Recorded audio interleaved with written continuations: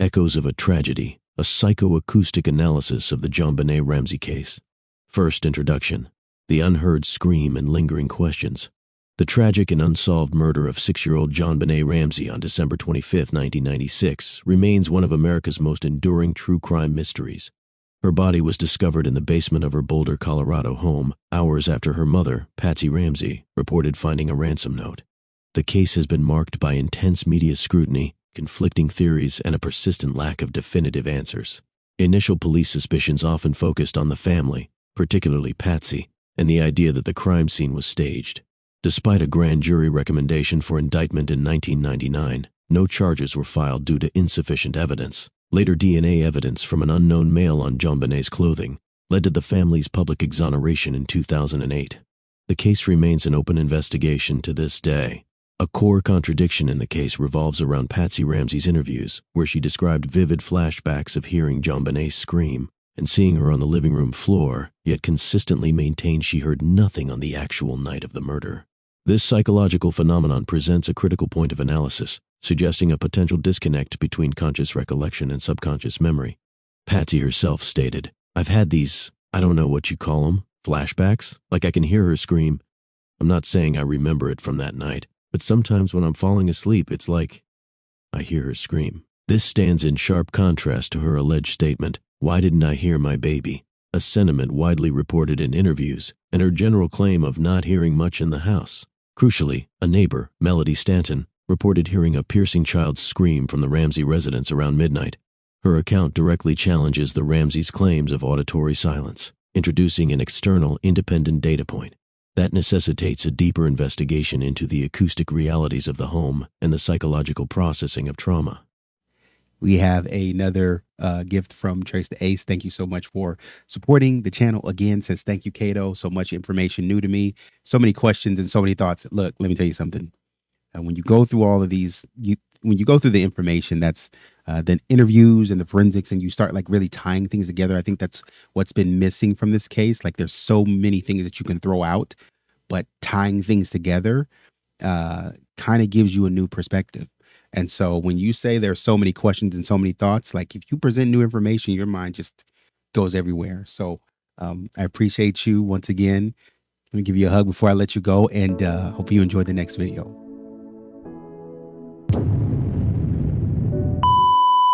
Her sworn statement described waking to a loud, sharply cut off scream, prompting her to go to her window, though her husband heard nothing. This testimony is widely cited in media reports as a key eyewitness account. The sworn statement of Melody Stanton, a neighbor residing directly across the street, introduces a critical external data point. Her account of being awakened by a piercing child's scream around midnight, a sound so distinct it prompted her to investigate, stands in stark contrast to the Ramseys' consistent assertion of auditory silence on that night. This external verification of a significant auditory event compels a fundamental reevaluation of the nothing was heard narrative. It transforms Patsy Ramsey's later reported flashbacks of a scream from a purely subjective psychological experience into something potentially rooted in objective reality, even if that reality was subsequently suppressed or disavowed. This external corroboration shifts the central investigative focus from questioning if a scream occurred to exploring why the Ramseys claimed not to hear it, or why they might have denied hearing it, necessitating a deeper examination of the acoustic properties of their home and the psychological mechanisms at play. This report will delve into the intricate interplay of forensic acoustics, the psychology of trauma and memory, and the dynamics of media influence to explore the profound implications of these auditory and psychological contradictions in the JonBenet Ramsey case. By analyzing the potential for sound transmission within the Ramsey home and the mechanisms of memory suppression and denial, the aim is to offer a more nuanced understanding of what might have transpired and why certain recollections manifest as they do. Second, the auditory landscape. Melody Stanton's testimony in acoustic physics. The core acoustic puzzle of the JonBenet Ramsey case begins with the sworn statement of Melody Stanton, a neighbor residing directly across the street from the Ramseys at 3815th Street. From her bedroom, she reported hearing a piercing scream on the night JonBenet Ramsey was murdered. Her testimony described the scream as sudden, sharp, and emotionally distinct, so startling that it woke her from sleep and prompted her to get up and go to her window, even though her husband heard nothing. This immediate, unprompted reaction underscores the intensity and clarity of the sound she perceived, introducing a critical question of mechanical possibility and household awareness. This description is essential because of its directionality and acoustic reach. Melody lived directly across from the Ramsey house, yet multiple interior walls, floors, and external environmental factors such as the cold winter air and street echo stood between her and the likely source, JonBenet, in the basement. For Melody Stanton to hear the scream with such clarity, the sound would have needed significant force, resonance, and clarity to overcome the vertical insulation of the Ramsey basement, the structural buffer of the main and upper floors, and the external environmental factors. This was not a minor acoustic event. It suggests that whatever sound left the home had significant force, resonance, and clarity, enough to overcome these barriers. In engineering terms, a sound traveling outward and laterally across the street must first pass upward, through whatever lay between its origin point and the open air. In this case, that upward pathway would lead directly toward the third-floor master bedroom where John and Patsy Ramsey slept. Thus, if Melody Stanton's account is to be believed, and it has not been formally disproven, the Ramsey bedroom would have been a first acoustic recipient, not an isolated chamber immune from the physics of that sound wave.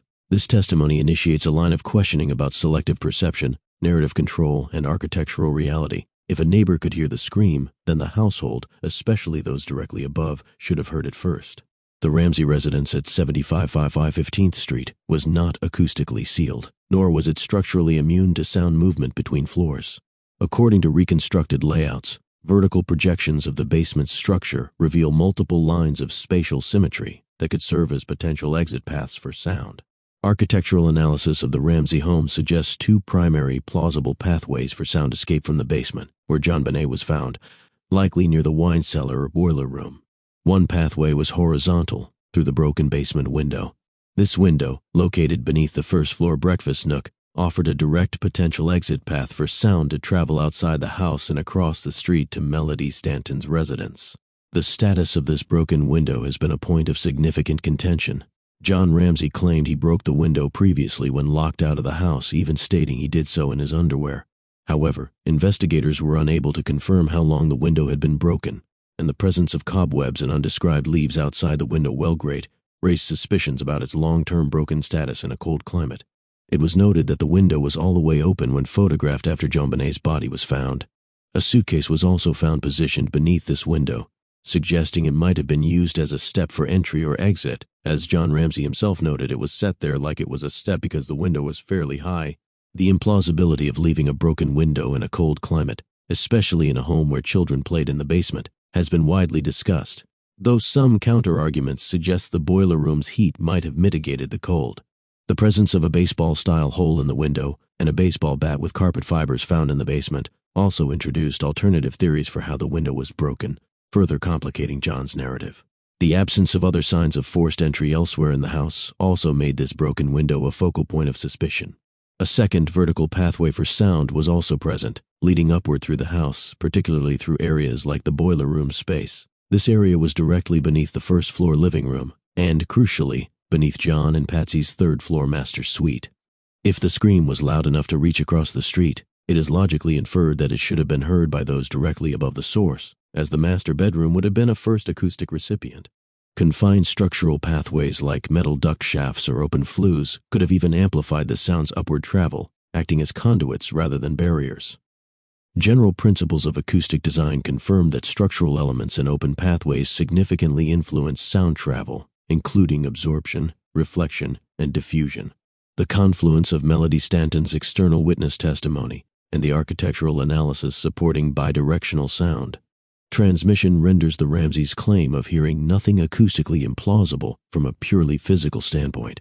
This means that their claimed ignorance of the scream must stem from non-acoustic factors, shifting the investigative focus from the physics of sound to the psychology of perception, memory, or intentional concealment. The house's structure, far from being a sound barrier, appears to have been a conduit. A striking inconsistency emerges when comparing John and Patsy Ramsey's self-reported auditory perceptions. Patsy consistently insisted that she could not hear much in the house, not even mundane sounds like JonBenet using the second-floor bathroom. She stated in interviews, "I wouldn't have heard her get up. You can't hear much in this house. It's just, you don't hear what's going on below unless someone's yelling or stomping." This claim suggests a house with poor sound transmission, where even typical household noises would be muffled. In sharp contrast, John claimed he was capable of hearing the garage door open from his third-floor bedroom, despite the garage being on the opposite side of the house and one full story below. He noted, "Sometimes, if I'm awake at night, I'll hear the garage door open. I don't know why, it just has a sound that travels. It's one of those things you notice." This architectural and auditory paradox suggests that the Ramseys' claims about what they heard or didn't hear may not be purely factual. John's ability to hear a distant, mechanical sound, like a garage door opening from the third floor, directly contradicts Patsy's assertion of the house's poor sound transmission. This inconsistency points to either a highly selective perception influenced by individual psychological states, for example, John being a lighter sleeper, or Patsy being in a deeper state of sleep denial, or a conscious management of their testimony to minimize suspicion. Such discrepancies are not merely memory lapses, but could be indicative of deeper cognitive or strategic processes at play. While police tests reportedly indicated that sounds coming from the basement could not be heard in the master bedroom, this finding stands in direct contradiction to the neighbor's report and the overall acoustic analysis, further highlighting the complex and often contradictory auditory landscape of the Ramsey home. Structural, architectural blueprints, sound transmission in the Ramsey home. The Ramsey residence at 7515 Street was a multi-story structure encompassing a basement. First, second, and third floors, and its complex layout plays a crucial role in understanding potential sound transmission. The house was not acoustically sealed, nor was it structurally immune to sound movement between floors. According to reconstructed layouts and expert analyses, vertical projections of the basement structure reveal multiple lines of spatial symmetry that could serve as potential exit paths for sound. Sound wave attenuation, or the reduction of sound energy as it travels through materials, is a key concept in architectural acoustics. The effectiveness of a building material in blocking airborne sound is often measured by its sound transmission class STC rating. A higher STC value indicates better sound insulation. Typical residential construction often utilizes materials like drywall, gypsum board, and wood framing. For instance, a standard 2x4 wooden stud wall with 5/8-inch gypsum board on either side typically has an STC rating of around 35, meaning normal speech can be understood through it. Adding insulation to the wall cavity can increase this to an STC of 40, where loud speech becomes audible but not intelligible. Further improvements, such as incorporating resilient channels to decouple the drywall from the studs or adding a second layer of drywall, can raise the STC to 45 or even 50 to 53, making loud sounds only faintly heard. Concrete, often used in basements and foundations, is known for its high density and mass, making it effective at blocking airborne sound, particularly when plastered. A 3 to 7 8-inch wall made of autoclaved aerated concrete blocks, for example, can achieve an STC rating of 38.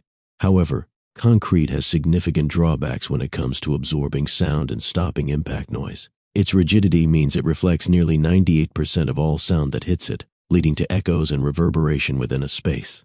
Furthermore, concrete is poor at stopping structural noise, such as footsteps or moving furniture, and low-frequency sounds like bass can even cause rebar within the concrete to vibrate, transferring vibrational energy easily.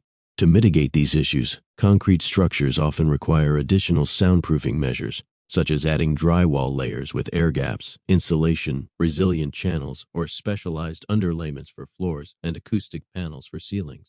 General principles of sound transmission dictate that sound energy excites and vibrates any material it comes in contact with, effectively making that material a transmitter of the sound. Therefore, even seemingly solid structures can transmit sound if not properly designed or sealed. Sound leaks are common culprits in residential buildings, occurring through unsealed gaps, cracks, and openings around electrical outlets, plumbing, uneven floor plates, or uncaulked wall-to-floor junctions. Moreover, sound can travel through shared HVAC ducting and plenum spaces above ceilings, bypassing direct wall and floor attenuation. Applying these principles to the Ramsey home, the presence of a broken basement window, regardless of the surrounding wall material, would have created a significant acoustic breach. This window, located beneath the first-floor breakfast nook, offered a direct potential exit path for sound to travel outside the house and across the street to Melody Stanton's residence. The status of this broken window has been a point of significant contention. John Ramsey claimed he broke the window previously when locked out of the house, even stating he did so in his underwear. However, investigators were unable to confirm how long the window had been broken, and the presence of cobwebs and undescribed leaves outside the window, while great, raised suspicions about its long-term broken status in a cold climate. It was noted that the window was all the way open when photographed after JonBenet's body was found. A suitcase was also found positioned beneath this window, suggesting it might have been used as a step for entry or exit. As John Ramsey himself noted, it was set there like it was a step because the window is fairly high. The implausibility of leaving a broken window in a cold climate, especially in a home where children played in the basement, has been widely discussed, though some counter-arguments suggest the boiler room's heat might have mitigated the cold. The presence of a baseball-style hole in the window and a baseball bat with carpet fibers found in the basement also introduced alternative theories for how the window was broken, further complicating John's narrative. The absence of other signs of forced entry elsewhere in the house also made this broken window a focal point of suspicion. A second vertical pathway for sound was also present, leading upward through the house, particularly through areas like the boiler room space. This area was directly beneath the first-floor living room and, crucially, beneath John and Patsy's third-floor master suite. If the scream was loud enough to reach across the street, it is logically inferred that it should have been heard by those directly above the source, as the master bedroom would have been a first acoustic recipient. Confined structural pathways like metal duct shafts or open flues could have even amplified the sound's upward travel, acting as conduits rather than barriers.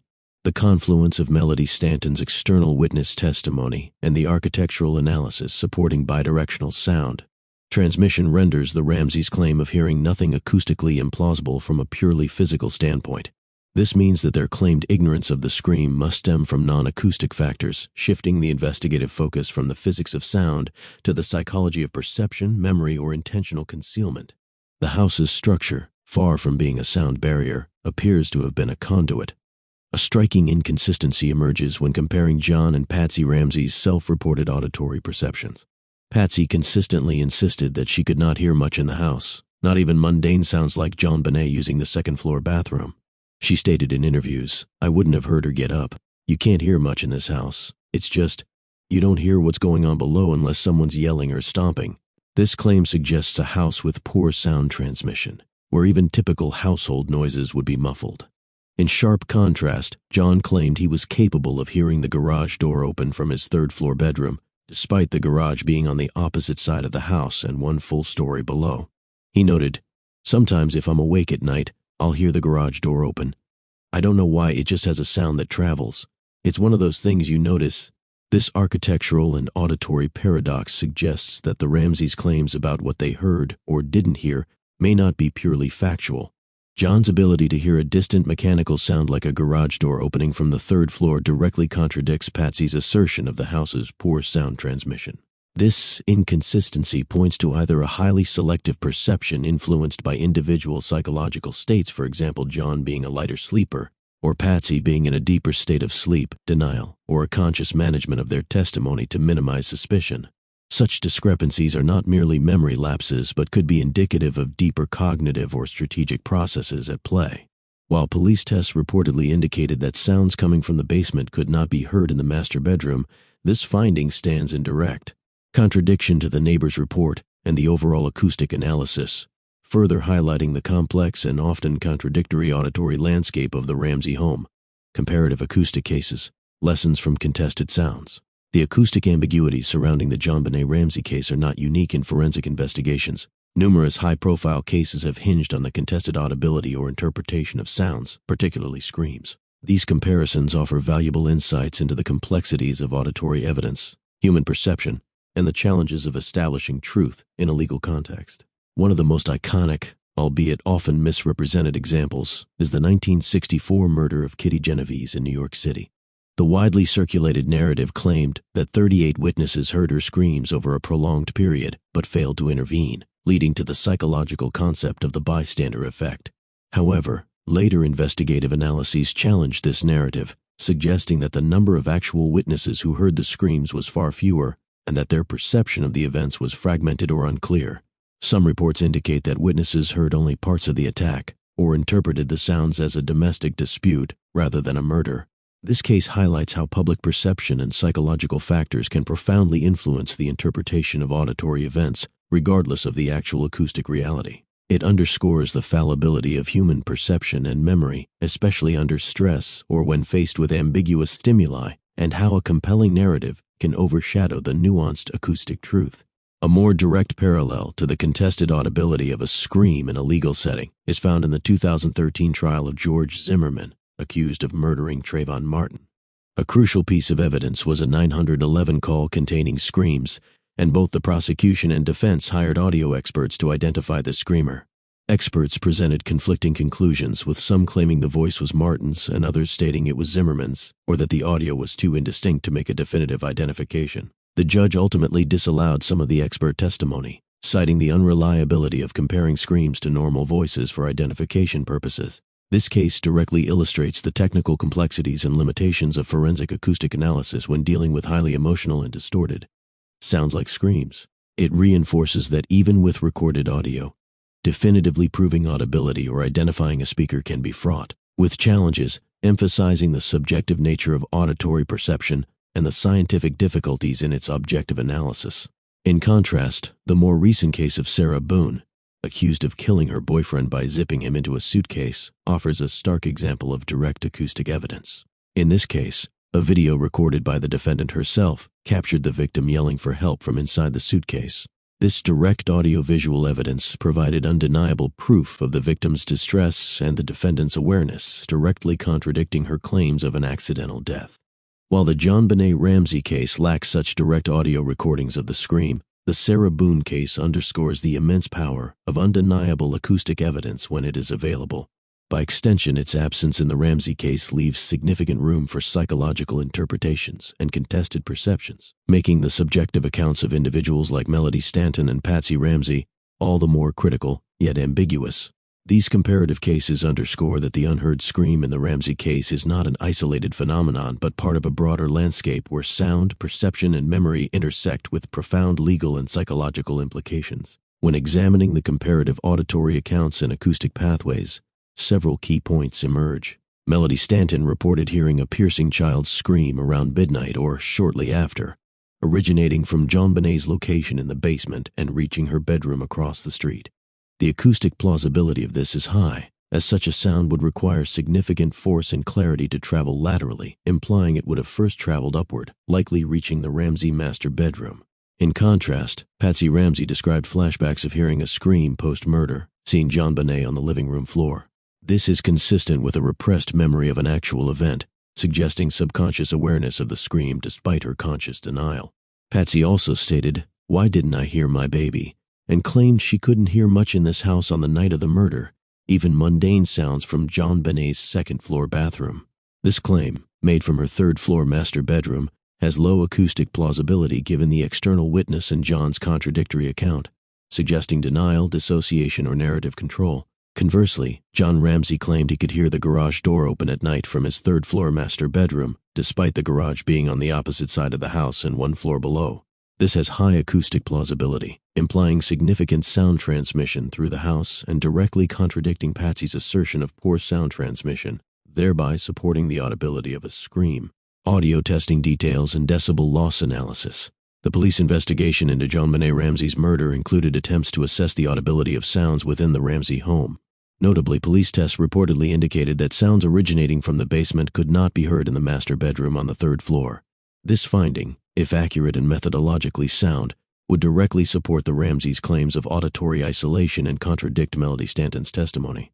However, the specific details of how these police audio tests were conducted are not widely publicized or detailed in available reports, which limits a thorough independent evaluation of their methodology and conclusions. Without information on the type of sound generated, for example, a child's scream, a normal voice, a specific decibel level, the equipment used, the exact placement of microphones and sound sources, and the environmental conditions during the test, it is challenging to ascertain the scientific rigor and representativeness of these findings. Forensic acoustic analysis, particularly concerning the audibility of sounds like screams in residential settings, is a complex field. Sound intensity decreases with distance from the source, a principle often described by the inverse square law, which states that for every doubling of distance from a point source, the sound level decreases by approximately 6 decibels dB. However, this law primarily applies in open environments. In enclosed spaces like a house, sound attenuation is also heavily influenced by the materials and construction of walls, floors, and ceilings, measured by their sound transmission class STC rating. A higher STC rating indicates better sound insulation, For instance, a standard interior wall with drywall on both sides might have an STC rating of around 33, meaning loud speech can still be understood. To achieve significant privacy, an STC of 45 loud speech barely audible or 50 loud sounds faintly heard is typically required, often necessitating multiple layers of drywall, insulation, or resilient channels. Concrete, while dense, can reflect sound and transmit impact noise, requiring additional soundproofing measures. A child's scream, particularly one described as piercing, is a high-intensity sound. Recorded screams can reach levels of 123 dB to 129 dB. Crucially, screams are characterized by rapid modulations in sound pressure, often in the roughness range 30 to 150 Cs, which are particularly effective at capturing attention and can be heard over 100 meters away even with background noise and obstructions. If a scream of such intensity originated in the Ramsey basement and was audible across the street to Melody Stanton, it would imply that the sound possessed significant energy to traverse multiple structural barriers, basement walls, floors, and exterior walls, and open air. To model this, consider the path from the basement to the third-floor master bedroom. This vertical path would involve sound passing through at least 2 floor assemblies: basement ceiling, first floor ceiling, second floor ceiling, third floor, and potentially multiple walls. Each layer of material and air gap would contribute to decibel loss. However, if the scream was loud enough to be heard across the street, it would have been even louder at closer distances within the house, despite attenuation. Furthermore, sound can bypass direct wall and floor attenuation through flanking paths such as unsealed gaps, cracks, openings around electrical outlets or plumbing, and shared HVAC ducting or plenum spaces. Given the age and construction of the Ramsey home, such flanking paths are plausible. Therefore, the police test's finding that sounds from the basement could not be heard in the master bedroom presents a significant acoustic contradiction when weighed against Melody Stanton's testimony and general principles of sound propagation. If the test involved a low-volume sound or was conducted under conditions that did not accurately replicate the intensity and characteristics of a scream during a traumatic event, its conclusions would be inherently flawed. The general criticisms regarding the Boulder Police Department's inexperience with homicide investigations and initial mishandling of the crime scene also raise questions about the rigor and reliability of any tests conducted early in the investigation. The discrepancy between the police test results and other auditory evidence remains a critical, unresolved element in understanding the events of that night. When examining the comparative auditory accounts and acoustic pathways, several key points emerge. Melody Stanton reported hearing a piercing child's scream around midnight or shortly after, originating from JonBenet's location in the basement and reaching her bedroom across the street. The acoustic plausibility of this is high, as such a sound would require significant force and clarity to travel laterally, implying it would have first traveled upward, likely reaching the Ramsey master bedroom. In contrast, Patsy Ramsey described flashbacks of hearing a scream post-murder, seeing JonBenet on the living room floor.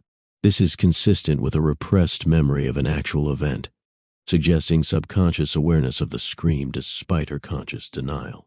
Patsy also stated, "Why didn't I hear my baby?" and claimed she couldn't hear much in this house on the night of the murder, even mundane sounds from JonBenet's second-floor bathroom. This claim, made from her third-floor master bedroom, has low acoustic plausibility given the external witness and John's contradictory account, suggesting denial, dissociation, or narrative control. Conversely, John Ramsey claimed he could hear the garage door open at night from his third-floor master bedroom, despite the garage being on the opposite side of the house and 1 floor below. This has high acoustic plausibility, implying significant sound transmission through the house and directly contradicting Patsy's assertion of poor sound transmission, thereby supporting the audibility of a scream. Third, the mind's echoes, Patsy Ramsey's psychological landscape. What initially seems like a subconscious disturbance in Patsy Ramsey's recollection may in fact be a suppressed memory or miscategorized auditory experience. During interviews, Patsy introduced 2 distinct psychological episodes. One, a flashback in which she hears JonBenet scream and sees her on the living room floor. The other, a recurring dream in which she is chasing an unidentified person down a corridor but cannot catch them. These episodes were framed by Patsy herself not as factual recollections, but as emotional and psychological disturbances. Nevertheless, their content strongly overlaps with known elements of the crime. Most notably, the presence of a scream in her flashback directly mirrors Melody Stanton's auditory report. Patsy described it, "I've had these, I don't know what you call them, flashbacks, like I can hear her scream. I'm not saying I remember it from that night, but sometimes when I'm falling asleep, it's like I hear her scream. Her dream involved running down a corridor, seeing a figure she couldn't catch, and yelling without them stopping. In psychological literature, especially trauma studies, such memory episodes are sometimes interpreted as leakage phenomena, resurfaced fragments of suppressed memories that present themselves as dreams or disjointed mental imagery. The critical observation here is not whether Patsy consciously recalls the scream, but whether she is unconsciously revealing awareness of it. Moreover, the content of both the scream and the futile chase dream mirrors the sensory and emotional realities of that night. The scream suggests a buried auditory memory, while the futile chase echoes the helplessness or guilt potentially felt by a parent unable or unwilling to intervene. If Melody Stanton's hearing of the scream is accepted as real, and if Patsy's flashback includes that very same scream, though she denies its reality, then the possibility arises that Patsy did hear it, but has internalized it through trauma, denial, or protective distancing. This positions her statements not as meaningless dreams, but as psychologically coded disclosures of a truth too difficult to confront directly. Neuroscientific details, trauma's impact on memory and perception. Traumatic experiences profoundly affect memory formation and retrieval, leading to complex and often contradictory psychological responses. Nightmares and flashbacks are common and distressing symptoms of post-traumatic stress disorder, PTSD, where individuals involuntarily re-experience aspects of the traumatic event. These phenomena are deeply rooted in the neurobiology of trauma, involving a dysregulation of key brain regions. Flashbacks are vivid, involuntary re-experiencings that can be triggered by sensory stimuli such as sounds, smells, or sights that remind the person of the traumatic event. They cause significant distress and disorientation, as the individual may lose touch with present reality while reliving the past. The brain's amygdala, a region critically involved in processing emotions and fear, often becomes hyperactive in individuals with PTSD. This heightened activity contributes to the intensity of flashbacks and the emotional distress experienced during nightmares, leading to a heightened state of arousal where traumatic memories are more likely to intrude into both waking and sleeping states. Concurrently, the hippocampus, which plays a crucial role in forming and organizing memories, may be affected by the chronic stress response associated with trauma. This dysfunction can lead to difficulties in distinguishing between past and present experiences, contributing to the persistence of flashbacks, where individuals struggle to differentiate between the traumatic event and their current reality. Furthermore, the hypothalamic pituitary adrenal HPA axis, which regulates the body's stress hormones like cortisol, can become dysregulated.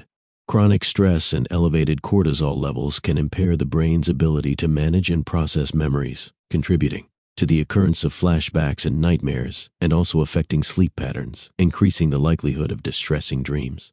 Traumatic events are often encoded in a fragmented manner, unlike typical long-term memories which form coherent narratives with rich contextual details. In trauma, sensory and emotional components tend to stand out more vividly than the surrounding context, leading to intrusive memories and nightmares that replay specific, distressing aspects of the trauma rather than a complete, integrated story. These fragmented memories can manifest as somatic memories, where the body recalls traumatic events through physical sensations such as being pushed, choked, or experiencing specific smells or tastes, even if the individual lacks detailed conscious memories. This suggests that the body can retain a memory of trauma even when the conscious mind cannot. Trying to forget or suppress thoughts and feelings related to trauma can paradoxically make trauma-related nightmares more frequent, as the brain's alarm system remains chronically hyper-aroused, constantly scanning for threats. Patsy Ramsey was reportedly on antidepressants after JonBenet's death and experienced PTSD in at least one panic attack, as has been widely reported. She was diagnosed with stage 4 ovarian cancer in 1993, which recurred in 2002, and she died in 2006. While specific medical records regarding her mental health treatment are not detailed in the available information, her health challenges and the profound grief she experienced are widely acknowledged. Patsy's psychological state, including her reported use of antidepressants, PTSD, and panic attacks, aligns with a classic trauma response. The brain's attempt to protect itself from overwhelming distress can lead to various forms of memory alteration, including dissociation or the suppression of direct memories. Dissociation, a key concept in trauma psychology, is a defense mechanism where the mind disconnects from thoughts, feelings, memories, or identity, often in response to overwhelming trauma.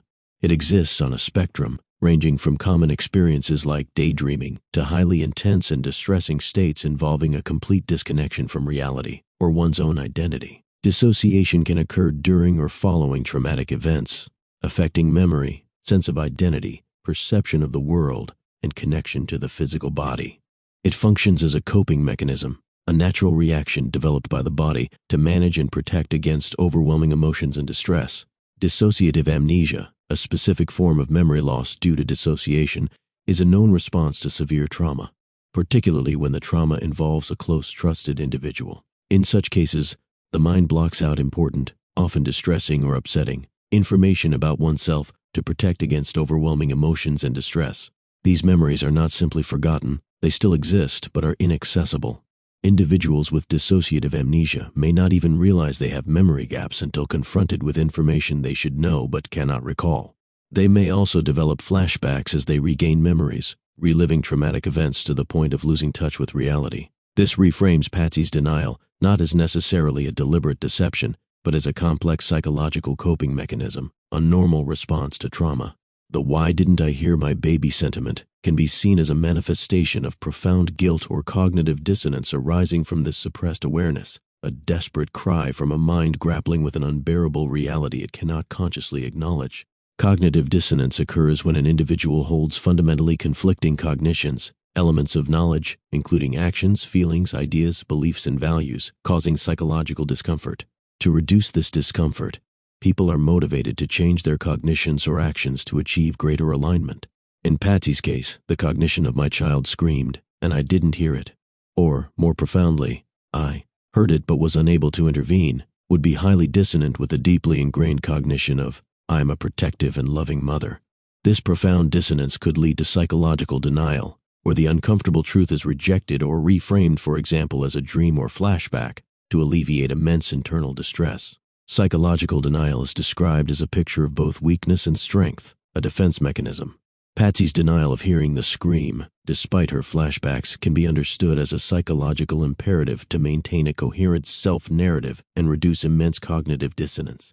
The alternative, consciously acknowledging she heard her child in distress and did not or could not act, would be psychologically devastating and fundamentally challenge her self-perception as a protective parent. Reframing the experience as a dream or flashback allows the mind to process the sensory input without confronting the full, unbearable reality and the associated guilt or helplessness. This is not necessarily a conscious fabrication, but a deep-seated psychological defense mechanism to protect the self from an overwhelming and potentially self-incriminating truth. The psychological manifestations of trauma in Patsy Ramsey's experience are multifaceted. Flashbacks, defined as vivid, involuntary re-experiencings of traumatic events often triggered by sensory stimuli, are a core symptom of PTSD, linked to hyperactivity in the amygdala and hippocampus dysfunction. Patsy's statement, "I can hear her scream. I'm not saying I remember it from that night, but sometimes when I'm falling asleep it's like I hear her scream," suggests a genuine yet suppressed auditory memory of the scream. Nightmares, disturbing dreams often replaying traumatic events, are common after trauma and can reflect the brain's attempt to process or a failure to master the trauma, linked to chronic hyperarousal and PTSD. Patsy reported nightmares of JonBenet screaming and a recurring chase dream, providing further evidence of subconscious processing of traumatic events, possibly reflecting helplessness or guilt. Suppressed or repressed memories, where traumatic events are unconsciously blocked from conscious recall or consciously but unsuccessfully pushed away, can result from fragmented memory encoding due to trauma, with attempts to suppress thoughts potentially increasing trauma-related nightmares. Patsy's denial of hearing the scream despite her flashbacks, and her "why didn't I hear my baby" statement, imply that the scream may have been a legitimate event that her mind suppressed due to its traumatic nature, resurfacing as flashbacks. Cognitive dissonance, the mental discomfort from holding conflicting beliefs, arises when new information conflicts with existing beliefs. In Patsy's case, the conflict between her good mother's self-perception and the possibility of hearing her child. Is distress without acting explains the psychological need to deny or reframe the memory of the scream to alleviate internal conflict. Finally, dissociation, a defense mechanism where the mind disconnects from thoughts, feelings, memories, or identity in response to trauma, can affect memory and perception, with dissociative amnesia being memory loss due to dissociation. This could explain Patsy's inability to consciously recall the scream despite subconscious awareness. acting as a profound psychological barrier preventing conscious access to the traumatic event and contributing to the unheard narrative. Comparative trauma case studies, misremembering and denial. The phenomenon of individuals misremembering or denying sensory input, particularly in the context of trauma, is well documented in psychological literature and real-world cases. These examples help to normalize Patsy Ramsey's presentation in psychological terms, suggesting her experiences, while seemingly contradictory, align with known trauma responses. One compelling example involves survivors of war zones or violent attacks who later struggle to recall specific sensory details of the traumatic event, such as the sound of an explosion or gunfire. A mother in a war zone might genuinely not recall the deafening sound of a nearby bomb, not because it wasn't loud, but because her brain, overwhelmed by the threat, prioritized survival mechanisms over detailed memory encoding. Her focus might have been entirely on protecting her child, leading to a fragmented or suppressed auditory memory.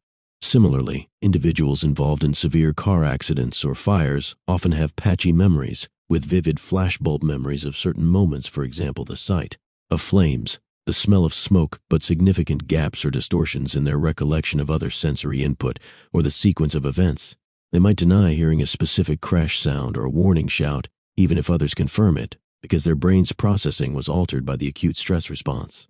These cases illustrate that the brain's response to overwhelming trauma is not always to record every detail accurately for conscious recall. Instead, it may selectively process, suppress, or even distort memories as a protective mechanism. This is particularly true for sensory input that is highly distressing or associated with profound helplessness. The denial of hearing a scream, even if it was objectively loud, can therefore be a genuine psychological phenomenon rooted in the brain's attempt to shield the individual from an unbearable truth or an overwhelming sense of responsibility or failure.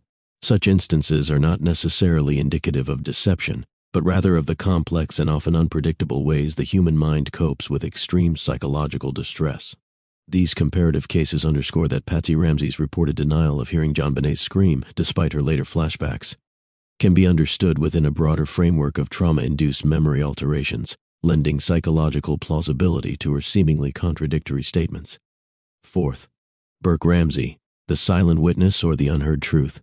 Burke Ramsay, JonBenet's older brother, was 9 years old at the time of her murder and was the only other child present in the Ramsey home that night besides his parents.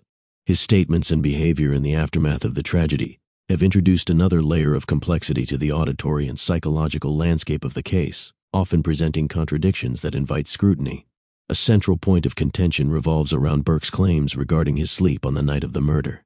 When questioned by investigators, Burke stated, "I always sleep real deeply. I never can hear anything." This assertion of profound sleep directly contrasts with the external testimony of neighbor Melody Stanton, who reported hearing a piercing child's scream from the Ramsey residence around midnight. If such a loud and distinct scream was audible across the street, the acoustic analysis of the Ramsey home suggests it would have likely traveled upward through the house, making it plausible, if not probable, that Burke, sleeping on the second floor, would have heard something. This discrepancy raises questions about the veracity of his claim of deep sleep, or suggests a psychological mechanism at play, similar to those observed in Patsy Ramsey.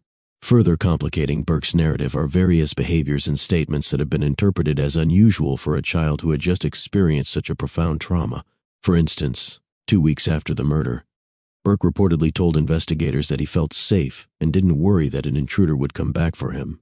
Former FBI profiler Jim Clemente characterized these responses and feelings as very unusual for a child, noting that it is typically expected for a child to feel scared and unsafe after an intruder has kidnapped and murdered their sister.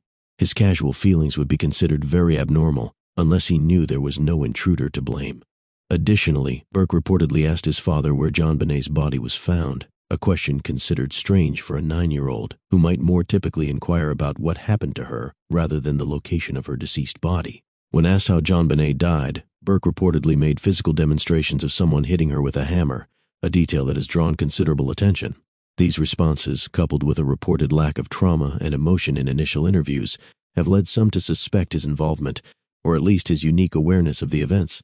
Beyond his immediate reactions, Burke's history of behavioral issues has also been brought into focus. Reports from certain sources, including the Ramseys' former housekeeper Linda Hoffman Pugh and FBI Special Agent Jim Clemente, indicate that Burke had a history of scatological problems, including allegations of leaving feces around the Ramsey house, specifically in JonBenét's bed and smeared on walls. It is important to note that these specific allegations regarding the feces were not corroborated by the Ramsey family themselves. Furthermore, an old family friend of the Ramseys reported that Burke was prone to anger and had once struck JonBenet with a golf club, leaving her with a scar on her face. These instances of abnormal behavior and anger issues have been cited by some as evidence of a capacity for violence that could potentially lead to an accidental yet fatal outburst. The presence of undigested pineapple in JonBenet's stomach, combined with Patsy Ramsey's account that Burke had been eating pineapple with milk and tea the night before, has fueled a theory that JonBenet may have gone downstairs and taken a piece of Burke's pineapple, potentially triggering an angry reaction that resulted in her head trauma, possibly from a nearby flashlight. In later interviews, Burke reportedly showed exaggerations and discomfort, particularly when confronted with a picture of the dining table with the cup of pineapple. This discomfort, combined with his earlier contradictory statements and behavioral history, contributes to a complex psychological profile. The question of what Burke heard, or chose not to hear, on the night of the murder becomes intertwined with these behavioral observations. If the sounds of a struggle or a scream were indeed present, as suggested by external testimony and acoustic analysis, Burke's claim of deep sleep could be interpreted as a form of psychological defense, a coping mechanism to distance himself from a traumatic reality, or a deliberate attempt to conceal information. His unique position as the only other child in the house, and his subsequent public demeanor, have made his auditory perceptions and psychological state a critical, albeit ambiguous, element in the ongoing mystery of JonBenet Ramsey's death. A developmental psychology framework, a child's understanding of trauma and memory. Understanding Burke Ramsey's statements and behaviors requires a lens informed by developmental psychology, particularly how a 9-year-old child processes traumatic events, understands death, and forms memories under stress. At 9 years old, Burke would typically be in what Jean Piaget termed the concrete operational stage of cognitive development, roughly ages 7 to 11. In this stage, children begin to think logically about concrete events and understand the concept of conservation, for example, that the amount of something remains the same even if its appearance changes. Crucially, regarding death, children in this stage start to grasp its finality and universality. They understand that a loved one will not return and that all living things eventually die. However, they still largely view death as being caused by external factors, rather than internal ones like illness. While they comprehend that death is permanent, they may still harbor a belief that it won't happen to them or anyone they know personally, creating a psychological distance from the immediate threat. This developing understanding means that a 9-year-old might experience a deep sense of sadness and loss, but their processing of the event would differ significantly from an adult's.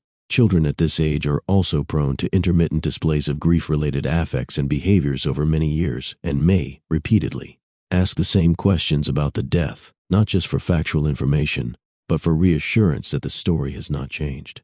They may also regress, acting younger than their age, needing more attention, or even experiencing bedwetting. Furthermore, due to egocentric thinking, a young child might believe their thoughts or wishes could have caused the death, leading to feelings of self-blame or guilt, especially if there was prior competition or hostility in the relationship, as is common between siblings. From a moral reasoning perspective, a 9-year-old would typically be in Lawrence Kohlberg's preconventional level of moral development, specifically transitioning from Stage 1, obedience and punishment orientation, to Stage 2, individualism and exchange. In Stage 1, morality is seen as external, dictated by authority figures, and actions are judged based on their direct consequences. For example, stealing is bad because you'll get punished. The child assumes powerful authorities hand down fixed rules that must be unquestioningly obeyed.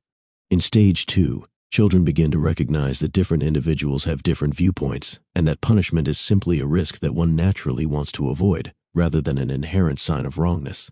This framework suggests that Burke's responses might have been influenced by a desire to avoid punishment or to align with perceived authority expectations, rather than a fully developed understanding of complex moral implications or guilt.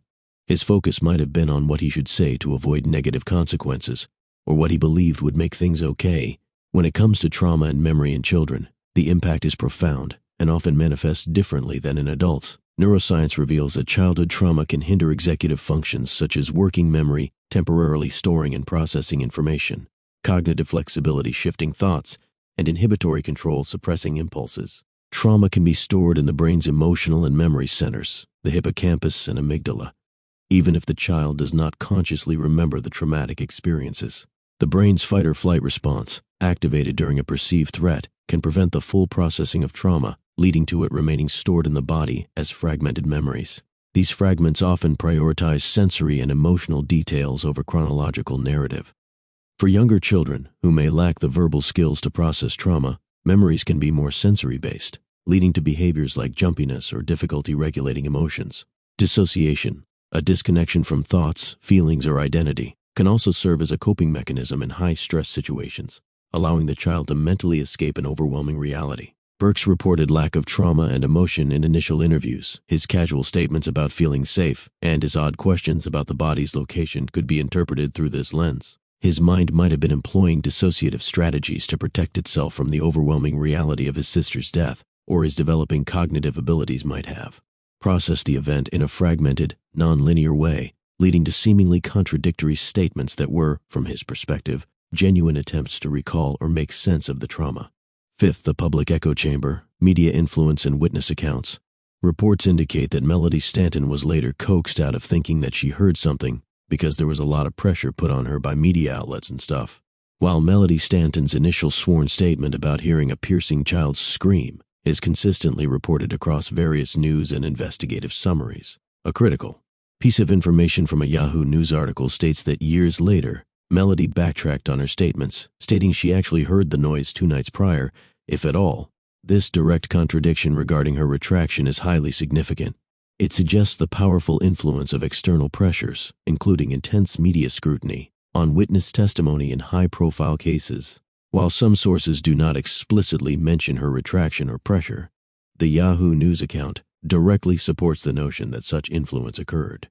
The alleged retraction by Melody Stanton, if accurate, serves as a stark illustration of how external pressures, particularly intense media attention and public scrutiny, can influence the reliability and consistency of witness testimony over time.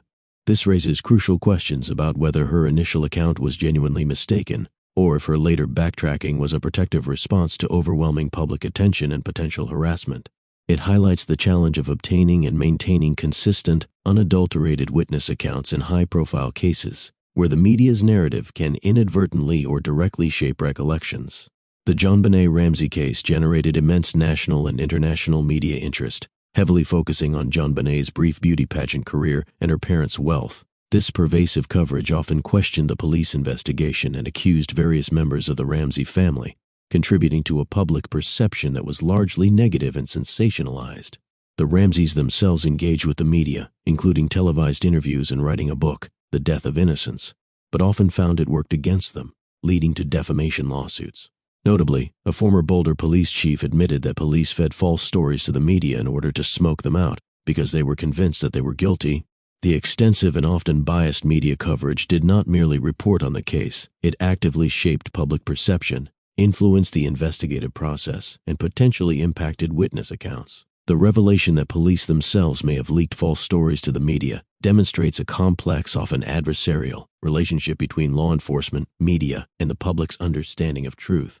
This dynamic created an environment where the public narrative became intertwined with the official investigation, potentially prejudicing public opinion and even influencing the psychological responses and public statements of those involved. The media became a powerful, albeit often problematic, CO investigator and arbiter of public perception. Online forums like Reddit and web sleuths serve as significant platforms for public engagement with cold cases like JonBenet Ramsey's. Users on these platforms often engage in detailed discussions, analyze evidence, propose theories, and share opinions, including those related to acoustic evidence and Patsy Ramsey's psychological state. While not always credible media sources in a traditional sense, they represent a collective public attempt to make sense of the available information, often reflecting and amplifying the broader media narratives and fostering citizen investigation. Reddit, for instance, has hosted Ask Me Anything AME sessions with former police chiefs involved in the case, providing a direct channel for public inquiry and expert response. Fan and memorial websites also contribute to this ongoing online community, creating spaces for sustained discussion and remembrance. The prevalence and nature of discussions on online forums signify a crucial shift in how high-profile cases are processed by the public.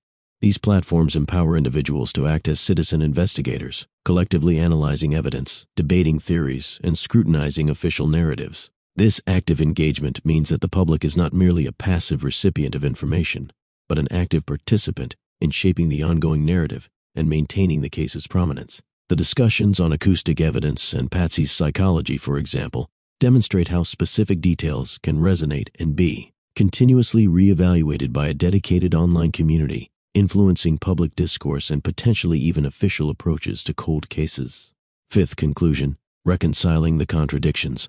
The JonBenet Ramsey case, when viewed through the combined lens of acoustic physics, trauma psychology, and media studies, reveals a profound and multi-layered set of contradictions that defy simple explanations. Melody Stanton's external testimony of a piercing scream stands in stark contrast to the Ramseys' claims of auditory silence, a discrepancy that acoustic analysis of the home's structure, boiler room, broken basement window renders physically implausible. This acoustic reality forces a re-evaluation of the Ramseys' unheard narrative, suggesting that the silence was not an environmental given but a human construct.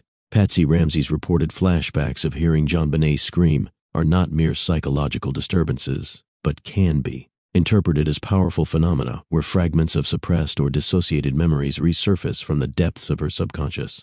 Her conscious denial, coupled with these subconscious manifestations, aligns compellingly with established psychological responses to severe trauma, such as cognitive dissonance and the brain's protective mechanisms against unbearable truths.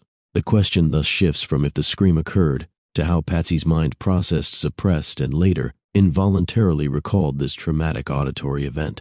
This psychological lens offers a framework for understanding her complex and seemingly contradictory statements. The alleged retraction by Melody Stanton, whether due to direct media pressure or the general overwhelming scrutiny surrounding the case, underscores the malleability of human memory and witness testimony in the public eye.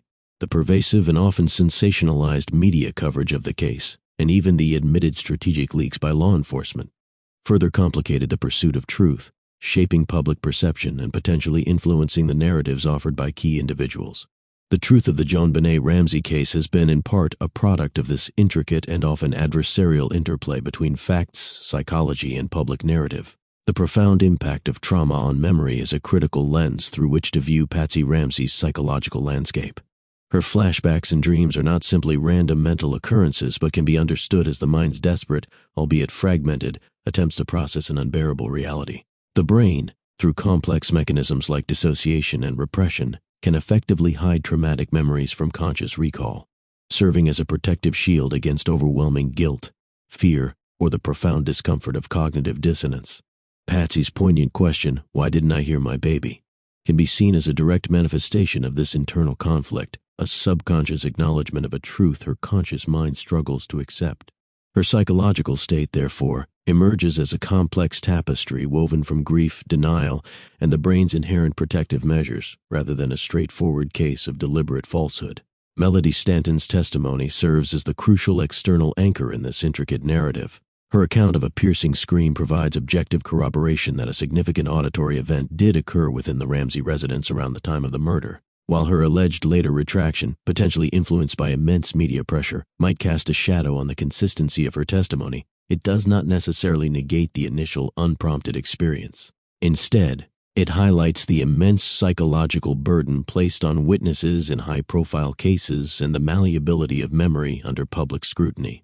Regardless of her subsequent statements, her initial sworn testimony stands as a powerful counterpoint to the Ramseys' claims of silence, forcing a re-evaluation of the acoustic environment of the house and the auditory perceptions of its occupants. The convergence of Patsy Ramsey's internal echoes and Melody Stanton's external scream paints a compelling and unsettling picture. Patsy's flashbacks are not merely coincidental psychological disturbances, they are the subconscious reverberations of the very sound Melody Stanton heard across the street. This suggests that both individuals, in their own distinct ways, either experienced or registered the scream. Their conscious narratives, however, diverged significantly. Patsy's due to deep-seated psychological defense mechanisms against an unbearable truth, and Melody's potentially due to external pressures and the subsequent re-evaluation of a traumatic memory. This dual perspective strengthens the argument that a legitimate, traumatic auditory event occurred, shifting the central mystery from if it happened to why it was consciously denied or suppressed by those closest to it. This denial, whether conscious or unconscious, becomes a central, unresolved element of the ongoing enigma. This report does not claim to prove guilt or innocence. Instead, it highlights that the unheard scream is not an acoustic anomaly, but a complex intersection of physical possibility, psychological defense, and societal pressure. If a scream traveled across a street and left an indelible mark on a neighbor's memory, and simultaneously manifested in the subconscious of the child's mother, then the silence claimed by the household demands deeper psychological and forensic consideration. The ongoing nature of the JonBenet Ramsey mystery is thus not just about missing physical evidence, but about the profound human capacity for denial, suppression, and the complex ways in which truth is perceived, remembered, and communicated in the shadow of an unspeakable tragedy. The case continues to resonate because it challenges our understanding of memory, trauma, and the elusive nature of truth when confronted with the unimaginable. The case continues to resonate because it challenges our understanding of memory, trauma, and the elusive nature of truth when confronted with the unimaginable.